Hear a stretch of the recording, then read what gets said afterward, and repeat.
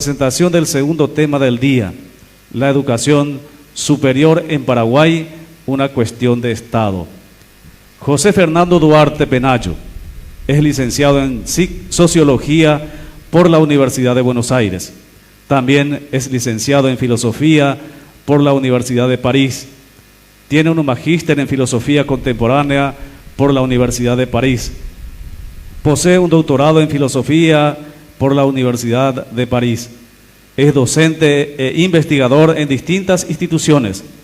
Fue director académico del Consejo Nacional de Educación Superior, CONES. Ha participado activamente en procesos de aseguramiento de la calidad de la educación superior y ha expresado su compromiso con la transparencia, la innovación y la rigurosidad en los procesos de acreditación. Fue nombrado presidente del Consejo Directivo de la ANEAES para el periodo 2025-2026.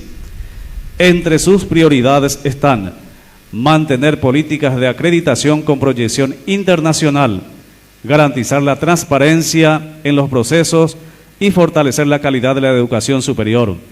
Ha promovido la creación de una escuela de formación de evaluadores académicos para alinearse con estándares internacionales. José Fernando Duarte Penayo, con ustedes.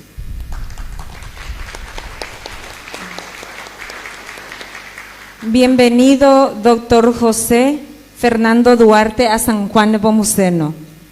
Esperemos considere esto una primera visita de tantos que vendrán después, porque su presencia marcará un hito en la historia de esta comunidad.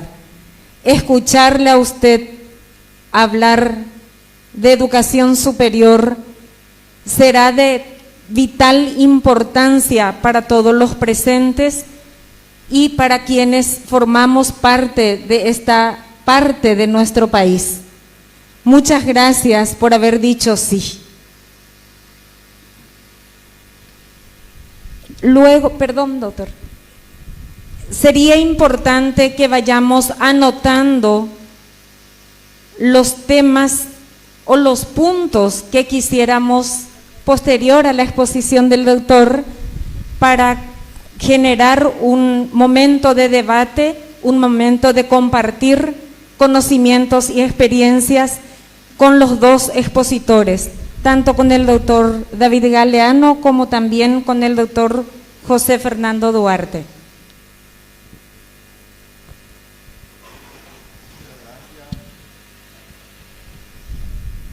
No sé si escucha, ahí estamos. Muchas gracias, me voy a parar también acá como el profesor David.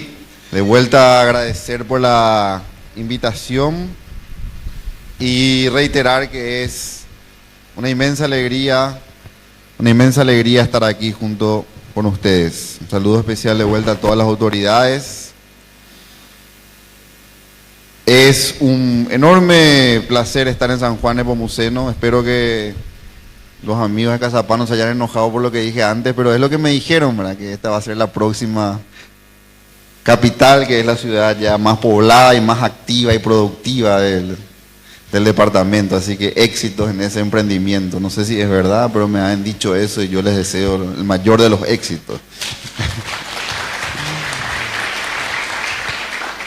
También quiero de vuelta resaltar la organización del evento. No es fácil organizar un evento, gestionarlo, a los organizadores, a todos los que están todos los que han trabajado en la organización, y agradecerles en primer lugar a la presencia de cada uno de ustedes en esta noche, ¿verdad? Y el interés de participar en un evento cultural, en un evento de reflexión sobre la educación, pudiendo haber hecho cualquier otra cosa en un día como hoy, ¿verdad?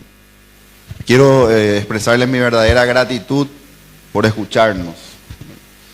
Y también decir que es un lujo compartir el escenario con el profesor David, con el director Arévalo, con Manu. Soy consciente del gran trabajo que vienen haciendo estas dos instituciones que acompañan este evento. El Ateneo, que es la primera institución de educación superior que puso sus pies en la historia de este departamento, en un contexto donde el olvido de este departamento era aún mayor. Fueron estos hombres quienes dieron ese acto de valentía y coraje y de servicio y amor a la patria y emprendieron este camino, ¿verdad? Y felicitarles por eso. El Paraguay necesita personas como ustedes que con hechos, no con promesas, no con lindos discursos.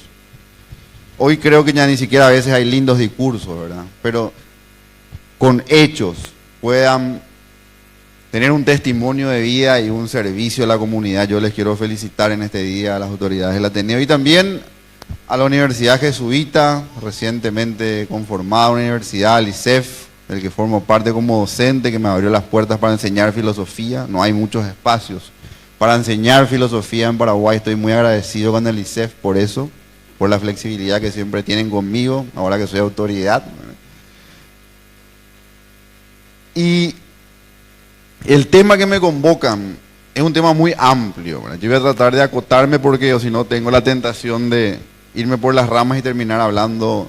Tampoco me pusieron límite de tiempo, ¿verdad? Eso es un peligro. Entonces, yo quiero reiterar algunos puntos centrales en los que vengo desarrollando, y si tengo la suerte y la fuerza de mi amigo Manu, espero plasmar en algún momento en algún libro. Y tiene que ver con el proceso histórico de la educación en el Paraguay, y sobre todo de la educación superior. La historia de la educación superior en Paraguay es una historia relativamente corta en comparación a la historia de la educación en el mundo.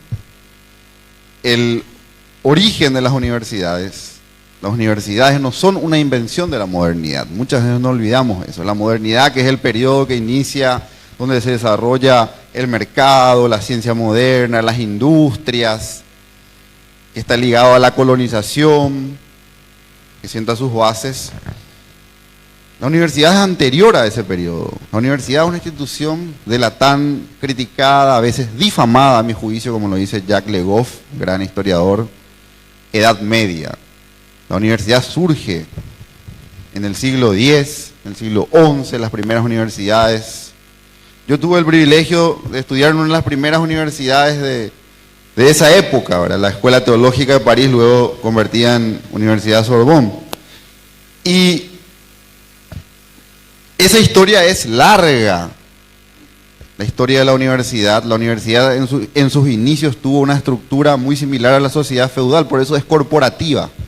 Tiene estamento docente, estamento de profesores, docentes, alumnos, administrativos, graduados, porque la sociedad feudal era una sociedad estamentaria.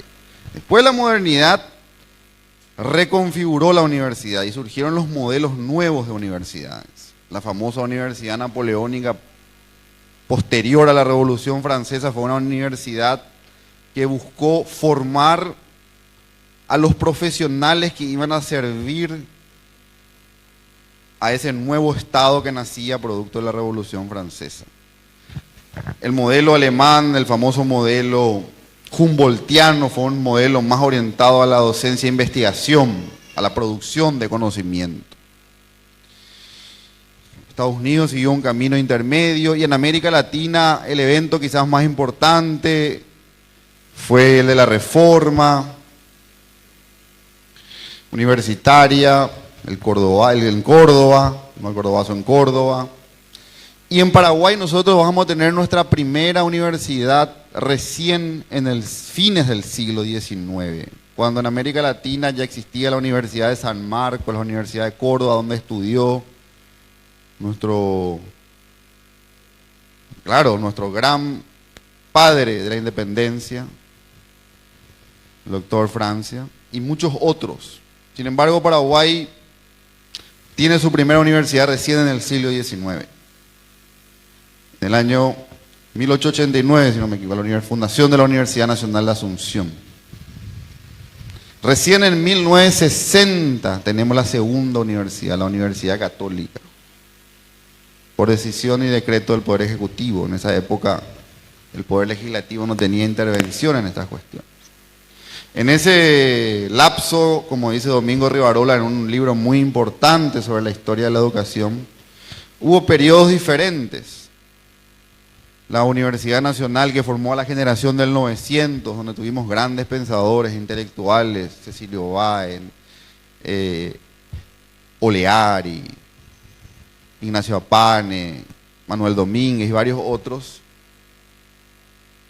Era una universidad a comienzos del siglo XX para élites, no en el sentido negativo de la palabra, sino que la universidad buscaba formar a los dirigentes, a los cuadros dirigentes, a los que iban a gestionar el Estado y los sectores más importantes de la sociedad.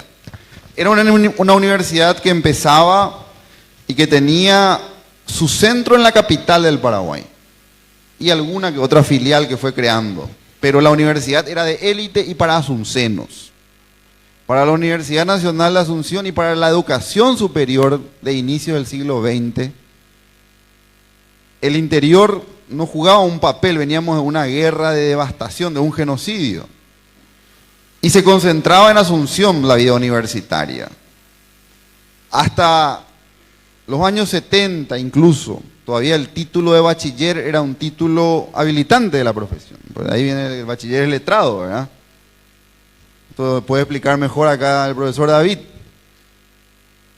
La masificación, o sea, el acceso, que cada vez más gente se interese y ingrese al sistema de la educación superior, a las universidades, comienza cuando el Paraguay se empieza a modernizar, cuando el mercado comienza a crecer y cuando empieza a haber una demanda por nuevas cualificaciones, nuevas competencias, habilidades, destrezas. Eso va a explotar el proceso de masificación, de que haya muchas universidades, va a empezar su proceso en la década del 90. Si bien todo el siglo XX vio crecer filiales en el interior de la Universidad Nacional de Asunción, es la década del 90 donde se van a crear las primeras universidades nacionales del interior, la Universidad Nacional del Este, la Universidad Nacional de Pilar, y sobre todo se van a crear muchas universidades privadas. No tanto en la década del 90, sino a partir de la ley 2425, más conocida como ley Marcos. En el año 2006, lo que esa ley hace es facilitar la creación, y ahí se viene una explosión de universidades privadas en todo el país. 70% de las universidades e institutos de educación superior prácticamente se crean bajo ese marco normativo. Y muchas veces esa expansión fuerte, esa creación de tantas universidades privadas, sin planificación y sin una visión de Estado, se desarrolló en base a la lógica pura y en el peor sentido del mercado. Porque tampoco yo creo que el mercado de por sí sea una institución mala. El mercado tiene que estar bien regulado. Tiene que tener una regulación correcta que siempre garantice los derechos fundamentales que están en los principios de nuestra Constitución, que define, como bien dice el título, como Estado social de derecho. Y a la educación en primer lugar como un bien público, no como un servicio con fines de lucro.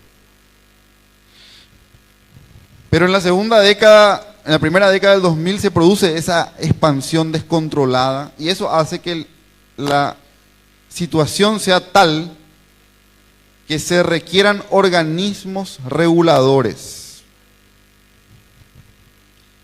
que hagan un control de calidad y también establezcan regímenes más claros de habilitación de carreras de creación. Mucha gente dice, y es un lugar común, que el paso del régimen de Stroessner a la democratización y la apertura democrática fue un paso donde el poder ejecutivo cedió mucho poder al poder legislativo. La Constitución del 92 es menos presidencialista que la Constitución del 67. El Ejecutivo perdió muchas prerrogativas en la Constitución del 92. Pero poco se estudió cómo ese cambio, esa transferencia de poder, sin hacer juicio de valor, como esa transferencia de poder también impactó en la educación superior. Las universidades se creaban antes por por decreto del Poder Ejecutivo, y con la Constitución del 92, las universidades e instituciones de educación superior se crean por ley. ¿Qué significa que se crea por ley? Significa que decide el Congreso, significa que decide el sistema de partidos de representación, significa que ya hay muchos más actores involucrados en la creación de nuevas instituciones y que pueden haber intereses particulares muchas veces en la expansión de las ofertas. ¿Qué es lo que ocurrió, verdad? Si la educación superior de inicios del siglo XX y fines del siglo XIX era una educación para pocos, pero de mayor calidad, llegamos a un punto en el que tenemos una educación para muchos, para cada vez más gente, pero con menor calidad. Nuestro desafío como Estado es salir de esa falsa oposición. Nosotros tenemos que atrevernos a soñar con una educación superior que ni sea de calidad, pero solo para pocos, y que tampoco sea masiva y para muchos, pero sin calidad. Tenemos que ir hacia un proceso gradual de mejora continua, como dice nuestra política en la Agencia Nacional de Evaluación y Acreditación, de modo a que las diferentes instituciones de educación superior vayan avanzando. Pero tampoco podemos ser poco realistas y pedir de un día para otro estándares del primer mundo cuando nuestra educación superior tiene apenas, en términos de expansión a todo el país, 30 años. Porque antes de la democracia la educación superior era una cuestión de Azuceno. ¿Para qué nos vamos a negar? Ahí en Villarrica. Y después ahí terminaba. Algunas filiales en el interior. Es el proceso de democratización, con sus falencias, con sus deudas todavía grandes, el que hizo progresivamente que departamentos como el Cazapá y ciudad como San Juan Nepomuceno puedan empezar a tener no solamente instituciones de educación del nivel básico y medio, sino también instituciones de educación superior. Y es el heroísmo de acá los compañeros que empezaron, los pioneros que empezaron a dar este paso. Pero es el proceso de democratización el que los dio. Y por eso nosotros tenemos que cuidar este proceso democrático. Porque puede tener sus falencias, y tiene sus falencias. Nadie que hable en serio puede decir que nosotros vivimos en un país con las cosas resueltas. O en un país, como suele decir, criticar la prensa cuando queremos hablar nosotros las autoridades de las cosas que están bien en un país de las maravillas. No, nadie vive en un país de las maravillas. Pero hay un proceso, las cosas tienen un proceso, no se dan del día a la noche. Ningún modelo de educación superior en el mundo se construyó de la noche a la mañana. Ni el modelo humboldtiano, ni el modelo napoleónico, ni las nuevas instituciones hoy que están repensando toda su dinámica en términos de formación, se construyeron de la noche a la mañana. Es cierto que tenemos hoy una época donde la velocidad ocupa un nuevo rol. Es cierto que nuestro presente es un presente donde la paciencia, la contemplación, pareciera que ya no tienen, el aburrimiento, parecieran que ya no tienen lugar. Y eso es un problema, pero también es una oportunidad. Nosotros en la NEAE somos una institución pequeña en número de funcionarios, pero que busca innovar permanentemente, y una de las cosas que estamos haciendo este año es pensar fuertemente cómo la inteligencia artificial puede impulsarnos a optimizar procesos. Nosotros no creemos en las excusas. Yo estaba como director académico en el CONES, y en el CONES se decía, tenemos poco presupuesto, no podemos hacer esto, no podemos hacer lo otro. Solamente tenemos 2 millones de dólares y tenemos funciones que nos obligan a vigilar el país. llegué a la ANEAES y el discurso que regía la ANEAES también desde su creación. La ANEAES se crea en el año 2003 como ley. La ANEAES es una institución, no todos conocen, yo sé que no es una institución de las más conocidas, pero lo que hace es ver cómo las universidades y carreras están implementando en términos de calidad lo que el CONES habilitó. Nosotros evaluamos la calidad, la implementación de la calidad. Y yo llegué a la ANEAES y la excusa es: la ANEAES no tiene presupuesto, la ANEAES no tiene plata, la ANEAES es una institución pequeña y tiene que evaluar la calidad de las carreras y no tenemos capacidad de cobertura, solo podemos evaluar 100 carreras al año porque somos una institución pequeña, somos una institución que tiene límites.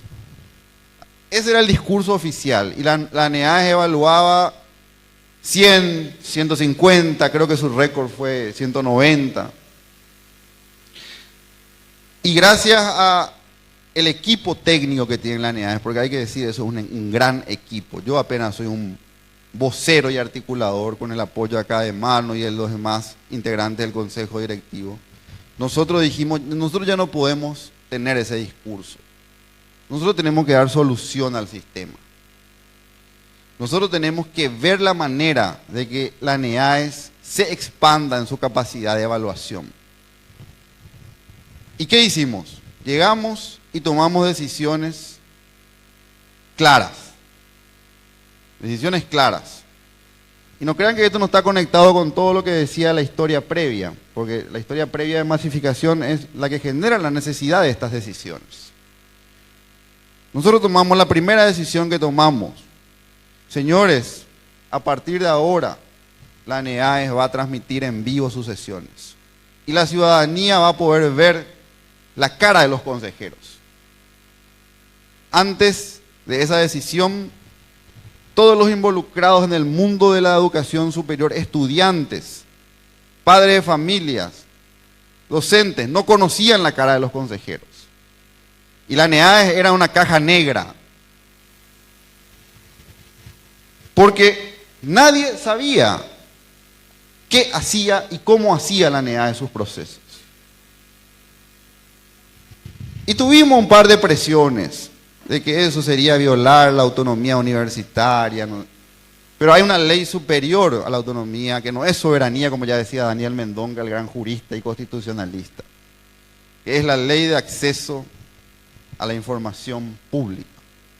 Una ley que tuvo un apoyo grande de la sociedad civil, pero que hay que reconocer fue promulgada durante el gobierno del expresidente Horacio Cartes.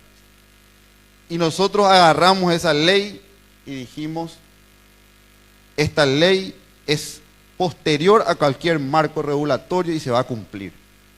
Y la transmisión va a ser en vivo, por decisión del presidente de la ANEAES y el apoyo del consejo directivo. Y nos importó que los rectores, que algunos rectores no quieran esto. No, no nos importó. Porque primero está el derecho a la información de las familias y de los estudiantes que necesitan saber cómo se acreditan las carreras, qué carreras están acreditadas y dónde están. Y qué carreras están en proceso, porque acá los compañeros ya están en proceso también.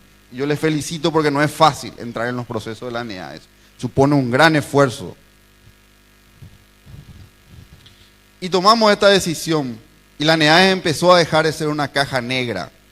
Y la segunda decisión que tomamos, no vamos solo a transmitir las sesiones. La ANEAES no evalúa con sus funcionarios. La ANEAES evalúa con algo que se llama Registro Nacional de Pares Evaluadores. ¿Qué es el par evaluador? Es el experto en área del conocimiento. Para entrar ahí tenés que hacer un proceso de formación, tenés que tener experiencia de tantos años de docencia, tenés que tener respetabilidad. Y resulta que la Contraloría señaló a la ANEAES en gestiones anteriores que las notas del Consejo Directivo no coincidían con los informes de los pares evaluadores. Y nosotros transparentamos eso y decidimos un día poner los informes de los pares evaluadores en la página web para que la ciudadanía compare qué dice el experto, porque nosotros no somos expertos en medicina. Nosotros no somos expertos en ingeniería, los integrantes del consejo directivo que tenemos que decidir. El experto es el par evaluador. Y pusimos ese informe. Y la ciudadanía puede ver hoy en la NEAES si el consejo directivo respeta el informe del par evaluador o se aparta. Y desde que asumimos, no hay un solo informe de carrera que se haya corrido 1 milímetro del informe del par evaluador, porque esa es una política no solo del presidente de la NEAES, es una política del gobierno nacional. En materia de calidad, las indicaciones que nos dio cuando firmó nuestro decreto, mano, nosotros somos consejeros de la NEAES por decreto del Poder Ejecutivo. La única directiva fue transparencia, nada fuera de la transparencia. Y pusimos el acta de los pares evaluadores. Y la ciudadanía hoy puede ver. Pero no nos quedamos con eso. Lanzamos la campaña Acredita tu Futuro. Campaña nacional Acredita tu Futuro. Otra vez, algunos se quejaron, vinieron a presionar, dijeron que solamente estamos promoviendo las carreras que ya tienen consolidación. No importa. El pueblo paraguayo, los estudiantes, las familias, tienen que saber qué eligen para sus hijos. Vos te podés equivocar, y por eso la educación superior no es un servicio, es un bien público. Vos te podés equivocar de peluquero. Hay algunos que ya no se pueden, no tienen necesidad de ir a la peluquería. Te podés equivocar de peluquero. Me pasó también a mí ya. Te vas a la peluquería y te cortan mal el peluquero. Salí enojado. Y que no volvés más nomás al peluquero. Salvo que sea tu amigo, ¿verdad? Pero 5 años, 4 años invertidos en una carrera, ¿quién te devuelve? 4 años invertidos con sacrificio de un padre agricultor, de un padre trabajador, ¿quién te devuelve? 4 años invertidos en una carrera que no tiene salida laboral, ¿quién te devuelve? 4 años de esperanzas defraudadas, ¿quién te devuelve? Y por eso nosotros empezamos con la campaña de Acredita tu Futuro, para que la gente sepa qué es lo que tiene que saber la gente. Que dentro de toda la oferta que hay en el Paraguay, 6.000 carreras habilitadas, y otras que ni siquiera quizás estén habilitadas, ¿verdad? Que se venden como carreras en la famosa publicidad engañosa. Te va a aparecer en tu TikTok, te va a aparecer en tu celular, te va a ofrecer terminar rápido, te va a ofrecer que no vaya ni a clase probablemente. Esa es la publicidad engañosa. Y después vas a tener tu título. No sabes si se te va a reconocer, no sabes si te va a dar salida laboral, no sabes si a alguien le va a interesar tu formación y vas a terminar estafado. ¿Y quién devuelve eso? Por eso la educación superior no es un servicio más, es un bien público. Y si es un bien público, hay algo que en la historia de la creatividad humana inventaron los hombres, que se llama el Estado. Y la función del Estado, por lo menos en su idealidad, es velar por los derechos fundamentales y por los bienes públicos. Uno de ellos es la educación. Otro de ellos son nuestros bienes estratégicos, naturales. Si al menos creemos en la soberanía nacional, en el Estado social de derecho y en la supervivencia del Paraguay como Estado independiente, que es mi convicción y yo estoy seguro que es la de todos ustedes. Entonces lanzamos la carrera Acredita tu Futuro. Hicimos gráficos, flyers, videos. Destinamos recursos, nos apoyó el MITIC, nos fuimos a dar a los medios, nos apoyaron los medios. Esto quiero también reconocer. Sin pagar un peso de pauta. Sin pagar un peso de pauta. Todos los medios de comunicación recibieron a la NEAES y dieron difusión a esta campaña. De todos los colores, de todas las líneas editoriales. Difundimos esta campaña. Probablemente no llegó a muchos ni a todos, vamos a seguir haciendo el esfuerzo. El próximo año tenemos ya pensado llegar a colegio por colegio, a las asociaciones de padres. Y nuestra campaña del próximo año de Acredita tu Futuro ya va a conectar las carreras acreditadas con la posibilidad de empleo que te va a dar. Ya va a ser una campaña que se va a llamar, que va a vincular, no me acuerdo el nombre, la acreditación con el empleo. Y todo esto hicimos a fuerza de voluntad. Transmitir en vivo las sesiones, publicar las actas de los pares evaluadores, lanzar la campaña Acreditar tu Futuro, ir a todos los medios, entrevistas, radios grandes, radios chicas, medios grandes, medios chicos, y todos nos abrieron las puertas. Todos nos abrieron las puertas. Después publicamos los informes de carrera, por carrera, carreras habilitadas, carreras acreditadas. Con todas estas medidas, en la convocatoria que tuvimos este año, ya de nuestro nuevo sistema de evaluación por fase, no voy a entrar ahí porque es demasiado técnico el tema, logramos que se inscriban más de 330 carreras, el récord histórico de la ANEAES en toda su historia. Una institución que no lograba que participen más de 120, 150, solamente haciendo esto.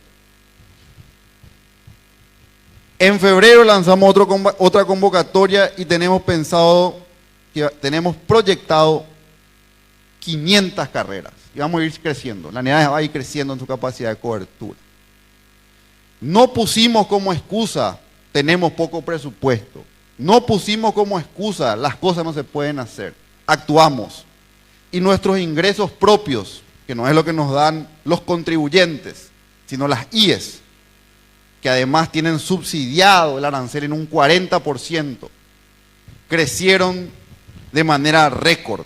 La ANEAES en cada convocatoria recaudaba 4.000 millones de guaraníes. La proyección de nuestra recaudación en la última convocatoria es de 11.000 millones de guaraníes. Y vamos a ir creciendo. Hoy la ANEAES es técnica, financiera y académicamente autónoma e independiente. Y esa autonomía nos da fuerza para resistir a cualquier presión. En la ANEAES de hoy hay un solo criterio, criterios de calidad. Pueden haber inquietudes y nosotros escuchamos, acompañamos, ponemos enlaces técnicos. Le decía a David, que ya está en proceso, cuando quiera, al profesor Arevalo, cuando quiera te vamos a acompañar, te vamos a asistir. Y la escuela de calidad que mencionaba el profesor Silvero, era una deuda de la ANEAES desde hace años, señalada en los informes internacionales que nos evalúan, porque nosotros somos una institución que no solo evalúa, también es evaluada por las redes internacionales de las que formamos parte. ¿Y para qué queremos la escuela de calidad? No es solamente para formar a estos evaluadores expertos, que nosotros respetamos sus informes, para formar a los equipos técnicos de todas las instituciones de educación superior y llegar a cada una de ellas. En el Paraguay hay una mafia de las consultoras irregulares, no tiene otro nombre, porque son personas que se aprovechan de la deficiencia institucional del Estado y estafan a los rectores, decanos y encargados de calidad. Nosotros vamos a destruir esa mafia con la escuela de la calidad, vamos a llegar a cada institución y los técnicos de la ANEAES van a dar ese servicio en nombre del Estado paraguayo, en nombre de un bien público. Vamos a quebrar la extorsión de los consultores que quieren sacar dinero a la gente a costa de negociar después supuestos favores. Con la ANEAES de hoy no se negocia nada. Se cumple las normativas, se respeta el trabajo de los pares evaluadores. Y esto no es un discurso, son hechos que pueden ser comprobados uno por uno. Y no es algo que hacemos porque buscamos el aplauso ni las felicitaciones, hacemos porque creemos que el sistema de educación superior del Paraguay está en una situación de urgencia y que no puede seguir la precarización de la formación en el Paraguay. El Paraguay necesita dar un salto en la cualificación de su capital humano. Este país viene creciendo económicamente en los números de nuestra macroeconomía, pero puede crecer mucho más si cada uno de ustedes tiene una formación que les permita desarrollarse profesionalmente. Si el capital humano se convierte en el eje vertebral del desarrollo. Ahí es donde el Paraguay va a dar un salto verdadero. Ahí es donde el Paraguay va a transformarse, cuando esa estabilidad económica permee a las familias. Y desde nuestro lugar, que es un lugar limitado, porque somos una institución que evalúa, nosotros no tenemos poder sancionatorio, nosotros no podemos cerrar ni intervenir universidades, esas son competencias del CONES. Vamos a seguir manteniendo esta línea y vamos a seguir acompañando sobre todo, no solamente a las instituciones a que mejoren sus procesos, a los estudiantes también, porque me consta que esta inscripción récord que tuvimos y la que vamos a tener en febrero es obra de los estudiantes, que empezaron a presionar a sus instituciones, empezaron a preguntarle por qué tu carrera ya está en proceso de acreditación, es obra del interés, de la inquietud y de la aspiración de los jóvenes que quieren una educación con mayor calidad. Y para ir terminando, es cierto que el Paraguay necesita mejor calificación socioprofesional, más habilidades, más destrezas, y estas calificaciones no pasan únicamente por la universidad. El sistema de la educación superior, según la ley 4995 del año 2013, está conformado también por los institutos de educación superior, por los institutos técnicos superiores y por los institutos de formación docente. Los institutos técnicos superiores y los institutos de formación docente son quizás el elemento más importante del futuro de la educación superior. En el mundo, las universidades de mayor prestigio tienen un instituto técnico superior. En el mundo se practica lo que es el trabajo dual, trabajo y estudio, combinación y reconocimiento de aprendizajes hechos en el trabajo.